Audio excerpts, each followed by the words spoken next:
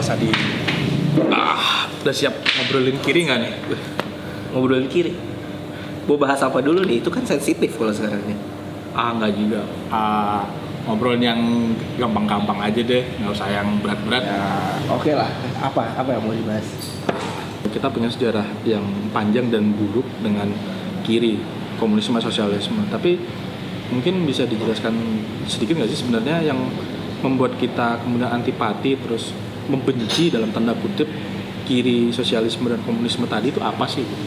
Ya, secara real kita punya sejarah yang panjang terhadap komunisme terutama. Kita bisa ambil contoh yang paling real adalah 65 dan kecenderungannya adalah sejarah yang kita miliki terhadap komunisme itu adalah sejarah yang gelap, bahkan sejarah yang berdarah. Bahwa memang sejarah itu sebenarnya juga bisa diperdebatkan karena yang namanya penulisan sejarah kan pasti bisa dari berbagai macam sisi. Itu itu ada hal yang berbeda gitu kan. Tapi pada kenyataannya memang saat ini sejarah yang memang diterima oleh masyarakat secara luas dan secara umum adalah sejarah terhadap komunisme itu adalah yang gelap dan berdarah itu tadi. Itu yang saya rasa membuat orang jadi sudah antipati duluan terhadap komunisme maupun sosialisme. Jadi menurut Mas Adit, kiri di Indonesia itu lebih ke cara berpikir, sistem berpikir begitu. Oh iya, jadi kayak yang tadi saya bilang ya, bagaimana sistem berpikir kita menghadapi ketidaksetaraan. Jadi sebenarnya tidak selalu orang kiri itu berarti komunis dan tidak selalu orang kiri itu ateis. Kalau kita tarik contoh ada Tan Malaka dan Haji Misbah. Nah, tapi memang di Indonesia sampai saat ini saya rasa untuk menerima kalau secara ideologi politik menerima sosialisme dan komunisme itu masih belum siap. Masih mustahil. Dan bahkan mungkin mustahil karena memang kalau secara prinsip kenegaraan bisa dikatakan komunisme itu memang bertentangan dengan Pancasila. Tetapi kalau dalam kajian-kajian terbatas, apalagi akademis, kajian-kajian terhadap kiri menurut saya adalah hal yang wajib dilakukan juga. Kita tidak bisa menolak mempelajari sesuatu walaupun mungkin kita menolak untuk menerapkannya, tapi mempelajari itu adalah hal yang wajib pasti. Tadi Mas Adit bilang bahwa untuk kajian akademis terbatas, untuk pembelajaran terhadap sejarah, kiri itu boleh dipelajari. Ya. Tapi pada kenyataannya selama mungkin 2 tahun terakhir, diskusi tentang kiri atau akar-akar yang berbau kiri itu banyak sekali dilarang atau dibubarkan oleh aparat juga ormas-ormas.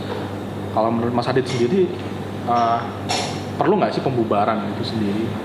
Gini, pembubaran itu terjadi kan kita bisa ngeliat ya. Kalau dari sisi ormas, saya rasa itu karena memang efek ada tadi yang saya bilang ada sejarah kelam, mereka sudah antipati terlebih dahulu.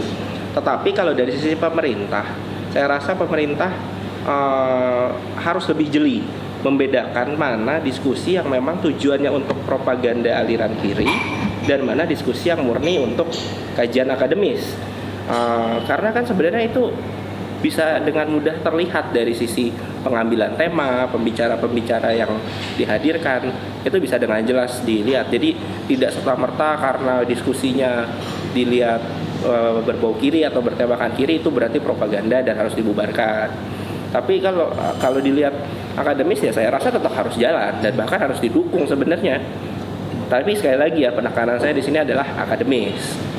Jadi perlu ada edukasi juga tentang kiri, kayak misalnya sosok Haji Misbah meskipun Islam yang tadi Mas Adi bilang, tapi dia juga komunis, atau Tan Malaka yang hafal Al-Quran tapi ternyata dia juga komunis.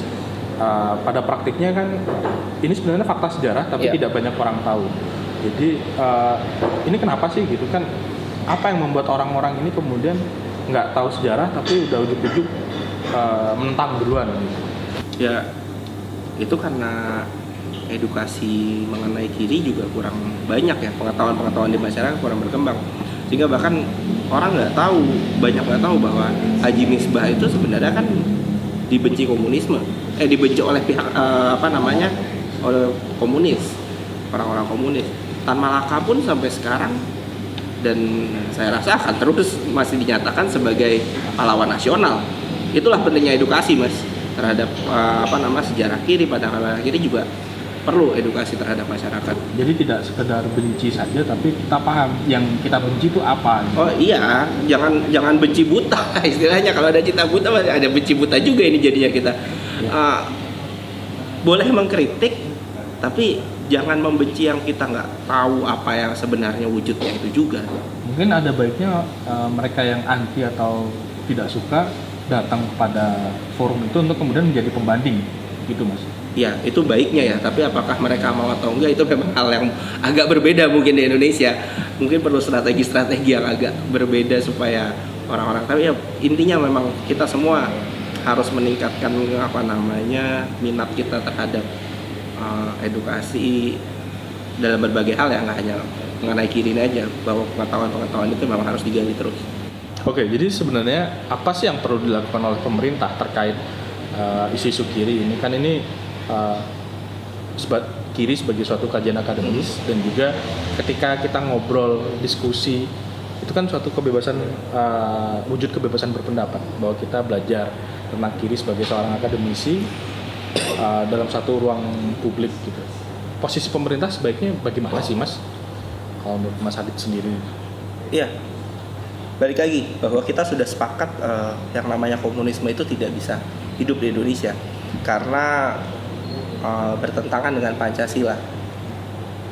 Dan saya harap pemerintah juga konsisten untuk menjalankan tersebut, bahwa komunisme tidak bisa hidup di Indonesia dan harus terus menegakkan itu. Tetapi bukan berarti diskusi-diskusi ini harus di stop. Diskusi-diskusi akademis justru kita butuhkan, karena ketika tadi saya bilang kan kiri itu adalah alur berpikir terhadap ketidaksetaraan, dan kita butuh itu. Bahkan sebenarnya kalau kita mau lihat, kalau misalnya dulu founding fathers kita nggak belajar sama sekali mengenai kiri, nggak baca kiri, mungkin mereka nggak tergerak tuh untuk berjuang terhadap kemerdekaan kita.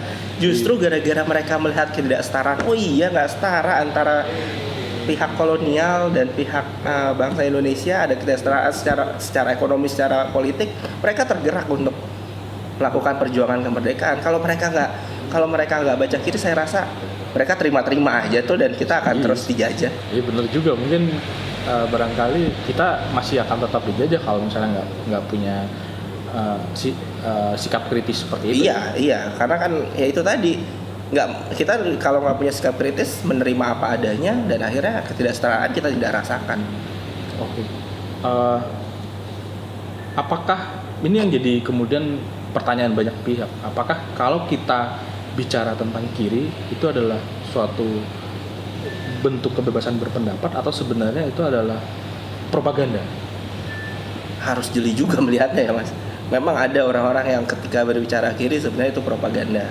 Tapi juga banyak orang yang berbicara berbau kiri lah, boleh dibilang itu karena memang pola pikirnya sistem berpikirnya terhadap ketidaksetaraan. Jadi ya nggak selalu lah orang berbicara mengenai ketidaksetaraan berarti propaganda kiri, atau sebaliknya juga. Tapi sebenarnya di Indonesia kiri itu dikritik juga nggak sih, kayak misalnya buku Romo Magnis. Romo Magnis kan sebenarnya mengkritisi pemikiran Marx. Oh iya. Tapi kemudian disalahpahami bahwa buku itu adalah promosi Marx. Sebenarnya jadi apa sih batasan bagi kita untuk ini propaganda, ini adalah edukasi, ini pendidikan gitu? Itu dampak kurang baca ya. Kalau tadi Mas bilang kan asal bukunya ngebahas Marxis, asal bukunya ngebahas komunisme, asal bukunya bahas sosialis, dikiranya propaganda, padahal isinya nggak selalu seperti itu. Ya intinya baca, harus kita baca baru kita bisa menentukan. Dan apa batasannya? Saya rasa kalau yang namanya propaganda pasti mengedepankan, apalagi propaganda kiri, mengedepankan bahwa kiri itu baik, kiri itu kritis, dan endingnya adalah mendorong harus ada aksi, harus ada gerakan, itu baru propaganda. Tapi kalau yang namanya kajian akademis kan kita lebih melihat bagaimana kondisi masyarakat dari sudut pandang kiri dalam arti ketidaksetaraan itu, bukan berarti harus melakukan hal-hal radikal atau semacamnya. Kalau misalnya di luar akademis kan, misalnya usaha untuk mencari tahu seperti yang dilakukan Joshua Oppenheimer melalui filmnya Senyap, dan juga The Act of Killing, terus The Act of Silence. Itu menurut Mas Adit sendiri boleh atau nggak sih kita nonton film-film dokumenter seperti itu? Itu bisa jadi perdebatan ya. Kalau filmnya menurut saya sebenarnya tidak ada masalah sih Mas. Tapi bagaimana ketika kita, karena biasanya kan film-film itu kita saksikan ada diskusi-diskusinya juga. Arah diskusinya itu loh yang kemana, itu yang harus kita cermati juga. Tapi kalau untuk nonton filmnya nggak ada masalah dong? Nggak ada masalah, itu kan sebenarnya ingin membuka sisi lain dari sejarah diri di Indonesia juga gitu loh. Tapi bagaimana setelah itu penonton berpikirnya seperti apa ya? Yang namanya pendapat, namanya apalagi sebuah karya yang akhirnya karya yang dilepas ke publik pasti kan menimbulkan banyak persepsi. Di sini sebenarnya kalau secara akademis kita kan ada perang pandangan, ada diskusi, ada perdebatan, itu hal yang wajar lah. Bukan berarti kalau kita tidak setuju sesuatu, diskusi-diskusi atau perdebatan terhadap itu harus kita stop. Harus dilarang. Iya, harus dilarang, harus stop, harus dilarang. Sebenarnya nggak seperti itu jadi, juga. Filmnya nggak ada masalah, jadi harusnya nggak perlu dilarang juga ya? Nggak perlu dilarang kalau menurut saya. Ini tantangan sebenarnya. Ini tantangan terhadap pihak-pihak yang tidak setuju terhadap komunisme, terhadap sosialisme. Saya juga tidak setuju terhadap komunisme. Ini tantangan bahwa ya kita harus memenangkan perdebatan ini, kita harus memenangkan wacana ini. Bukan berarti karena saya tidak setuju kita menggunakan alat kekuasaan, cara kekerasan untuk menstop perdebatan tersebut. Mantap. Jadi gimana Mas? Kita mau bikin diskusi kiri kan? Ya, itu bisa kita bicarakan lah.